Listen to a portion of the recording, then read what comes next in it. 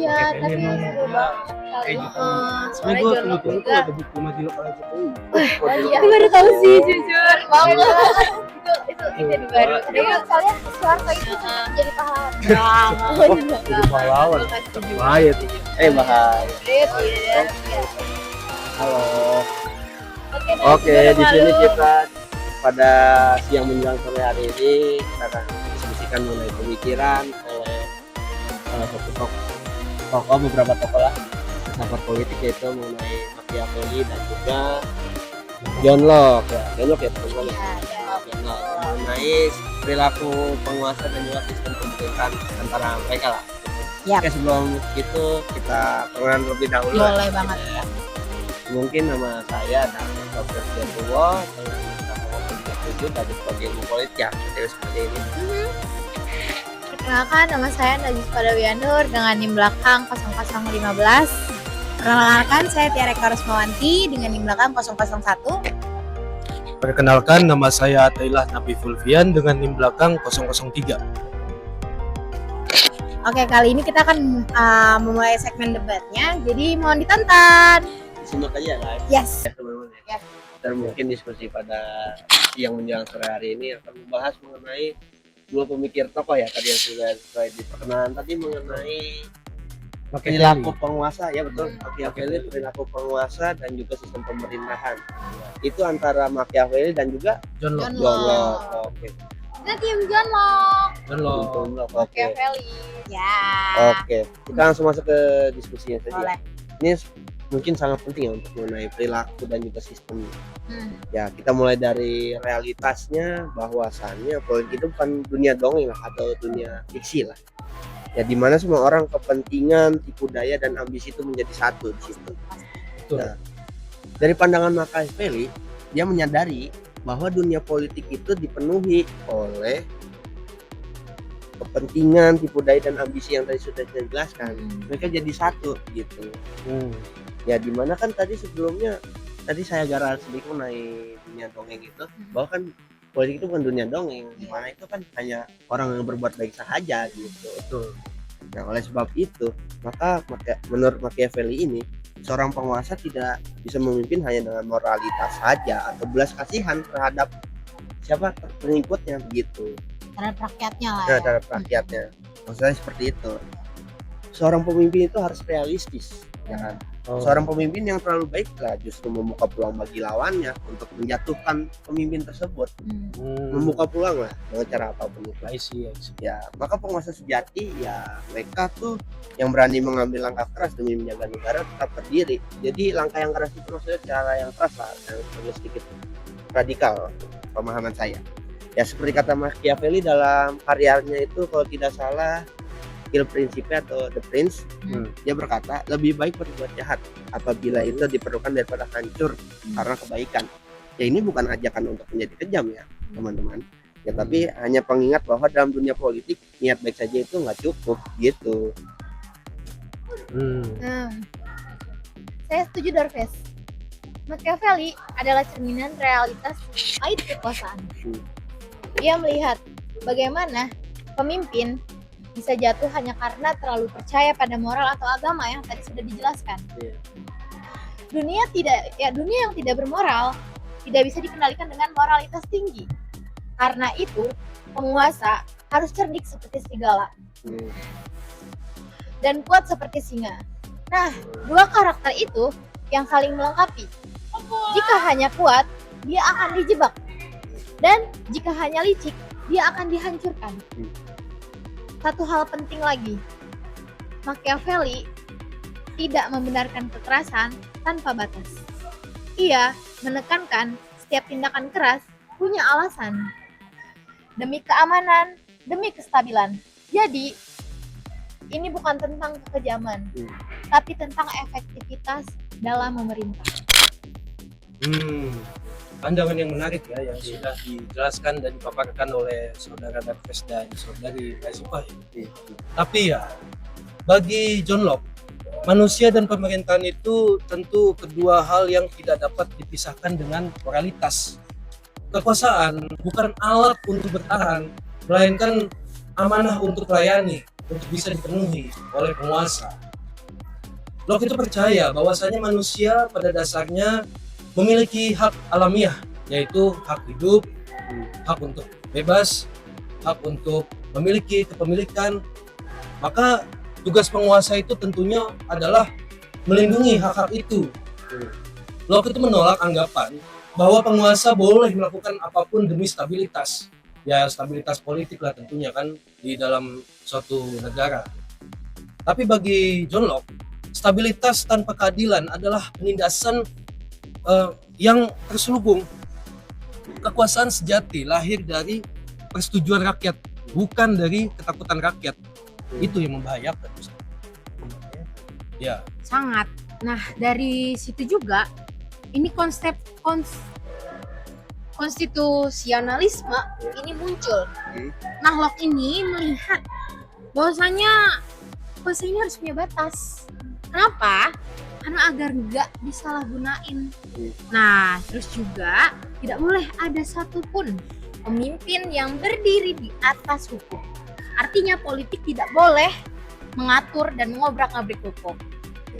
Nah, dari situ juga konstitusi ini merupakan bentuk kontrak ya, kontrak sosial pastinya antara rakyat dengan penguasanya pada saat itu. Rakyat menyerahkan sebuah haknya agar penguasa bisa melindungi mereka. Tapi kalau penguasanya tersendiri itu melanggar kontrak tersebut, ia juga menindas. Nah, rakyat itu boleh menolak, bahkan juga menggantikannya juga nggak apa-apa. Nah, Locke ini percaya bahwasanya negara yang ideal bukan negara yang paling kuat, tapi negara yang paling adil kepada rakyat. Tentunya bermoral ya. Pasti. Bermoral. Ya, tapi kita bisa lihat itu masih menimbul pertanyaan lah ya, kekuasaan atau moralitas yang diperlukan dalam negara ini. Ya memang idealnya seperti itu lah ya, maksudnya rakyat dan juga negara yang adil segala macam. Ya memang begitu idealnya negara dan juga Thailand. Tapi kita hadapilah kenyataan yang ada. Dunia itu nggak bekerja selalu moral itu nggak bisa menjadi pedoman itu, atau menjadi pedoman lah. Ya kan? Pemimpin itu berpegang pada moral mutlak bisa juga kehilangan segalanya walaupun sudah berpegang teguh moral atau sudah absolut lah segalanya. Dari Machiavelli dia melihat kalau kekuasaan adalah kondisi utama negara, ya tanpa kekuasaan ya nggak ada keamanan, dan tanpa keamanan tak ada moralitas yang bisa dijalankan. Jadi moralitas sudah lepas lah kalau kita sudah menerapkan konsep fondasi utama kekuasaan. Karena kekuasaan itu ini ya pasti akan lupa dengan segala moralitas, sudah gila kuasa lah jatuhnya. Ya bagaimana seorang pemimpin menegakkan keadilan kalau negerinya itu sedang diserang dan dia tak berdaya gitu. Karena bagi Machiavelli kekuasaan harus datang lebih dulu. Moralitas bisa menyusul setelah keadaan stabil ya, yang kondisi penting, layaknya perang, kekacauan, krisis ekonomi. Itu moralitas juga nggak bisa jadi pedoman gitu. Tapi kalau kayak begitu ya, dan ya, penguasa bisa melakukan apa saja dengan dalih alasannya itu ya demi negara. Itu sangat berbahaya. Locke itu kalau mendengar kata saudara Marquez itu pasti akan berkata, kekuasaan tanpa moral akan kehilangan legitimasi. Seorang penguasa bisa aja menjadi kuat, tapi kalau rakyatnya pada akhirnya menderita dan kehilangan hak-haknya, maka kekuasaan itu tidak ada nilai sama sekali. Kekuasaan seharusnya bisa menjadi sarana untuk menegakkan kebaikan, bukan malah menutupinya. Justru moralitaslah yang memberi arah bagi kekuasaan. Tanpa moral ya kekuasaan itu ya cuma kekerasan yang pada akhirnya dilegalkan seperti itu. Tapi ya Tailah, kalau kita hanya berpegang pada moral yang tadi sudah Anda jelaskan, bagaimana menghadapi kenyataan bahwa manusia tidak selalu rasional dan tidak selalu baik tentunya. Machiavelli ini paham bahwa rakyat bisa berubah sewaktu-waktu. Mereka bisa mencintai hari ini lalu benci besok. Ia mengatakan, manusia lebih cepat melupakan kematian ayahnya daripada kehilangan warisan. Itu menunjukkan kepentingan pribadi lebih sering kuat daripada moralitas. Jadi, seorang pemimpin tidak boleh menggantungkan kekuasaannya pada cinta rakyat. Karena cinta bisa pudar, tapi rasa takut itu bisa stabil.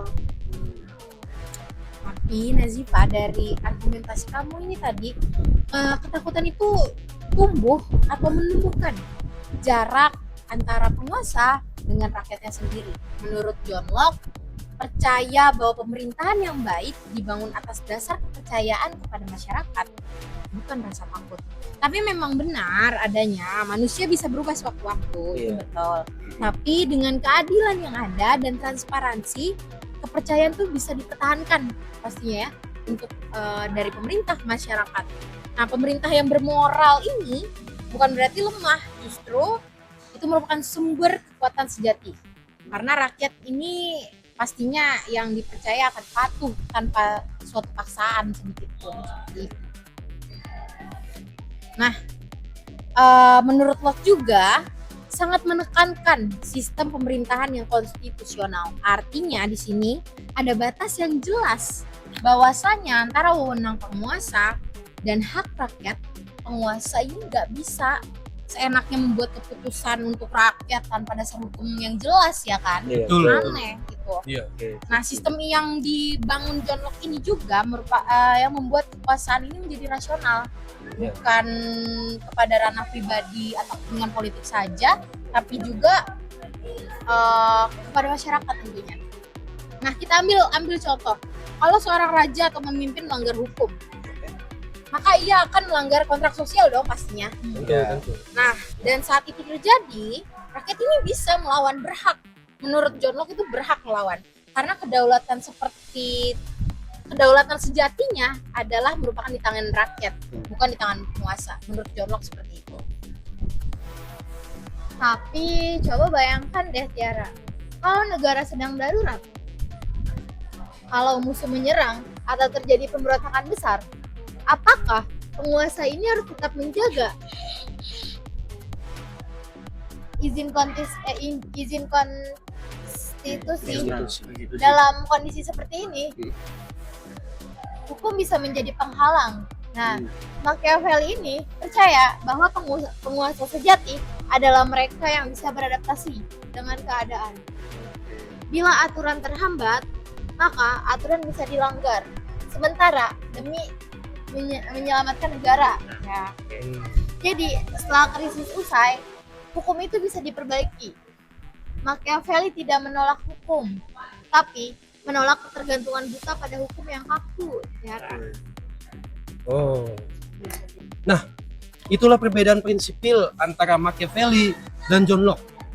Locke itu menilai begitu penguasa mulai merasa boleh melanggar hukum dengan dalih demi negara, maka batas antara pimpinan atau pemimpin dan tirani itu ya hilang tentunya. Apapun bisa dibenarkan, apapun bisa dianggap ya wajar lah, dianggap dinormalisasikan. Iya. Rakyat bisa ditindas atas nama keamanan. Locke itu percaya bahwa tidak ada keadaan darurat yang bisa menghapus hak manusia. Karena ya kalau hukum bisa dilanggar sesuka hati, maka kekuasaan itu ya tentunya kehilangan kontrol. Jadi, iya. Oke. Ini sudah bagus ini pandangan dari Locke ya, dari Mas Adel dan Mbak Tiara ya mengenai sistem pemerintahan ya. Tapi kan di sisi lain kita bisa lihat dari segi historis lah atau sejarahnya lah ya. Ya kan? Banyak negara yang justru selamat karena pemimpinnya itu berani melanggar aturan yang sudah ditetapkan untuk kebaikan yang lebih besar gitu kan ya. Benar kan itu ya? I see. Sekarang kita nggak tahu kebaikan yang kita lakukan benar atau enggak. Karena justru dengan melanggar aturan kebaikannya akan muncul lebih besar gitu kan. Nah, Machiavelli ini hanya realistis saja ya. Ini kita meluruskan Machiavelli ini hanya meluruskan saja gitu. Ketika waktu mendesak tidak ada ruang itu untuk perdebatan panjang. Kita pasti selalu didesak nih, sudah terpojok lah. Ya politik tidak berjalan di dunia dialog yang tadi sudah disebutkan, ya kan. Kadang seorang pemimpin harus memilih antara dua keburukan, ya kan. Tidak ada pilihan baik-baik selalu baik-baik, buruk-buruk, baik-buruk. Kadang kita sudah dihadapkan dengan dua keburukan. Dan Machiavelli ini mengujarkan untuk memilih keburukan yang paling kecil agar negara itu tetap berdiri, tetap stabil gitu. Menarik. Nah, tapi kalau setiap kebaikan besar tersebut ditentukan oleh pihak si penguasa aja nih, Iya. bagaimana rakyat tahu bahwa itu tuh benar-benar untuk rakyat dan Bener demi banget. negara, Bener gitu banget, kan? bener. Nah, bukan demi kekuasaan pribadi atau kepentingan kelompok itu sendiri. Gitu. Locke ini mengungkapkan atau melihat bahwa hukum dan konstitusi ini bukan beban, tapi jaminan agar kekuasaan tetap punya arah moral tanpa hukum, tidak ada keadilan. Tanpa keadilan, negara bisa jadi cuma mesin kekuasaan doang. Seperti itu. Machiavelli jelas mengatakan loh, jika harus memilih, lebih baik ditakuti daripada dicintai. Nah itu maksudnya. Nah, cinta bisa hilang kapan aja ya gak ada Nah guys? betul, kita bisa hilang kapan aja. Tapi- ntar muncul lagi. Rasa takut yang membuat rakyat tetap patuh. Hmm. Namun, Machiavelli juga mengatakan, penguasa harus menghindari kebencian. Jadi bukan menakutkan dalam arti kejam, ya saudara-saudara, tapi menimbulkan wibawa disiplin. Kalau rakyat terlalu bebas mencintai tanpa batas, mereka bisa meremehkan penguasa. Tapi, kalau mereka punya sedikit rasa takut, mereka akan berhati-hati. Ya, tapi begini Nazifa, kekuasaan yang dibangun atas rasa takut itu ya tentunya akan rapuh. Begitu ketakutan itu hilang, kekuasaan pun juga ikutan runtuh. Penguasa yang dicintai oleh rakyatnya itu karena keadilannya ya pasti akan lebih kuat. Rakyat tidak hanya patuh ya, tapi juga rela berkorban untuknya, dibela-belain lah pada penguasanya, pada pemimpinnya, karena memberi keadilan dan rasa keamanan tuh rakyatnya. Locke juga percaya bahwa kekuasaan yang adil akan menumbuhkan kesetiaan sejati, bukan kepatuhan palsu. Kalau penguasa menanamkan rasa ketakutan pada rakyatnya, nah dia mungkin bakal dipatuhi nih, tapi yang nggak bakal benar-benar dihormati secara sepenuhnya gitu. Gitu. Oke. Mungkin itu bisa dikatakan benar ya, tapi kan kita bisa lihat, kita bicara tentang dunia nyata tadi kan, dalam sejarah atau historis banyak pemimpin yang kuat kayak Julius Caesar ataupun Napoleon di Prancis ini, mereka itu bertahan kan karena mereka ditakuti dan dihormati sekaligus. Mereka punya kekuasaan yang besar karena ditakuti, ya kan, dan juga dihormati. Kalau ya Machiavelli itu tidak menolak cinta, ya kan, ya tadi sudah disebutkan kan. Tapi dia tahu cinta rakyat itu layaknya angin yang lalu lalang saja, datang dan pergi gitu. Ya ketakutan ya lebih pasti. Selama penguasa nggak membuat rakyat membencinya, rasa takut itu justru bisa menjadi kekuatan yang stabil gitu.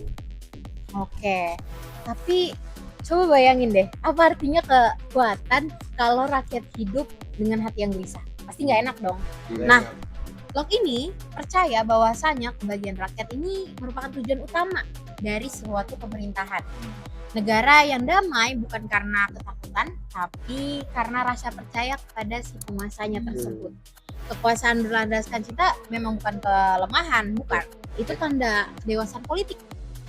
Nah, karena penguasa yang dicintai ini tidak perlu memaksakan rakyatnya untuk patuh, namun mereka akan patuh dengan sukarela. Seperti itu. Ya mungkin kalau kita dihadapi dengan dunia nyata memang susah Iya ya. deh, iya, kan? karena beda. Heeh. Setuju sih. Ya juga kan perdebatan ini ya emang nggak ada titik tengahnya ya kan. Ya karena mereka pemikirannya ada yang pandang perspektifnya yang baik atau yang buruk. Kita semua tergantung adalah perspektif mereka kan ya kan. Bener kan? Iya. Iya, tapi di sini bahwa Machiavelli itu juga mengingatkan kan, bahwa itu bukan dunia yang ideal yang kita idamkan atau ekspektasikan lah ya, ke dunia utopia ya. Iya. Ya Apalagi kadang pemikiran mereka juga kan tidak sepenuhnya bisa diimplementasikan di suatu negara ataupun suatu kekuasaan sendiri. itu. Karena kadang bisa relevan, kadang juga enggak, karena itu perlu data, perlu penelitian lebih lanjut. Iya. Kadang negara juga punya ranahnya masing-masing Iya, buat betul. menentukan kekuasaan. Iya. Perspektif filosofi ini Dan juga punya Betul. tujuan negaranya Nah, masing-masing. kita bisa rumuskan juga ya masalah mengenai moralitas dan juga apa namanya, kita bisa patuh terhadap pemimpin kita agar kita saling mengkoreksi ya satu sama lain gitu. Iya. Alhamdulillah, selesai juga perdebatan kita kali ini mengenai pemikiran John Locke dan juga Machiavelli. Oke, mungkin untuk sesi diskusi ini kita cukupkan lah ya. Karena sudah mencakup banyak mengenai perilaku dari kekuasaan dari pandangan Machiavelli dan juga Iya. John Locke ya tadi ya. Dan juga bagaimana sistem atau negara yang ideal lah menurut mereka itu. Mungkin sekian dari kelompok kami, kurang lebihnya mohon maaf. Wabillahi taufik wal hidayah. Wassalamualaikum warahmatullahi wabarakatuh.